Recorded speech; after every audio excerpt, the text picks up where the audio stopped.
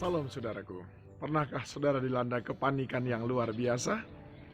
Hal itu pernah dialami oleh murid-murid Tuhan Yesus ketika mereka berlayar dan tiba-tiba ada angin ribut. Hal ini ditulis dalam Markus pasal yang keempat, ayat 35 sampai dengan ayat yang ke-41 dengan judul Angin Ribut diredakan oleh Yesus Kristus.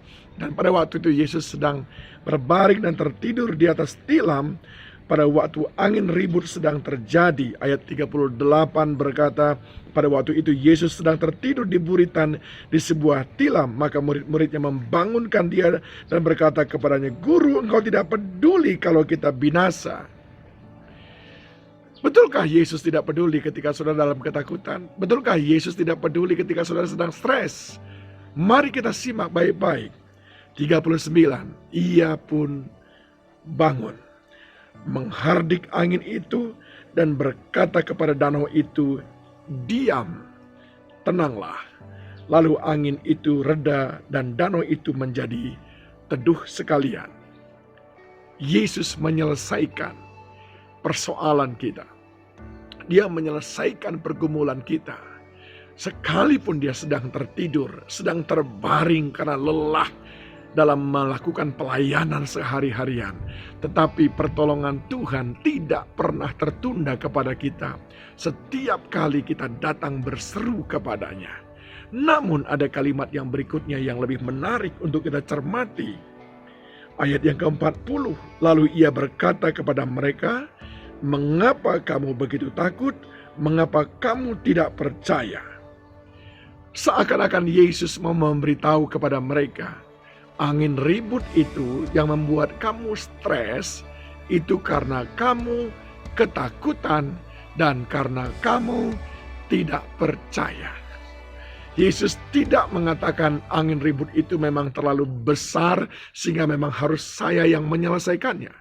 Tetapi dari dua statementnya, kamu begitu takut, kamu terlalu takut, kamu tidak percaya, itu memberikan indikasi kepada kita, dia mau berkata, kamu sanggup menghadapi itu, tapi kamu terlalu takut, tapi kamu terlalu tidak percaya. Kamu mampu menghadapi topan badai itu, masalahnya kamu terlalu takut, kamu tidak percaya.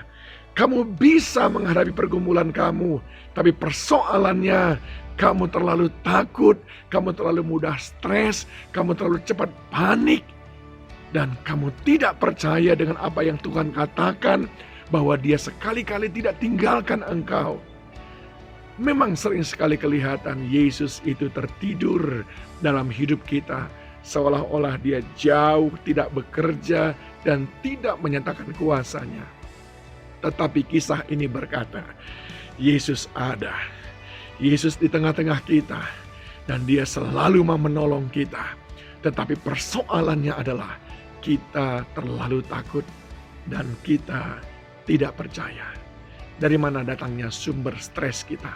Dari mana datangnya sumber daripada persoalan kita? Dari mana datangnya sumber daripada kegundah gulanaan kita? Karena kita terlalu takut dan karena kita tidak percaya. Saudara yang dikasihi Tuhan, jangan mau saudara dihimpit oleh rasa ketakutan yang berlebihan. Dan itu membuat saudara kehilangan sukacita, bahkan kehilangan fokus, sehingga tidak lagi bisa melihat apa yang Tuhan siapkan. Mari, jangan menjadi orang yang tidak percaya.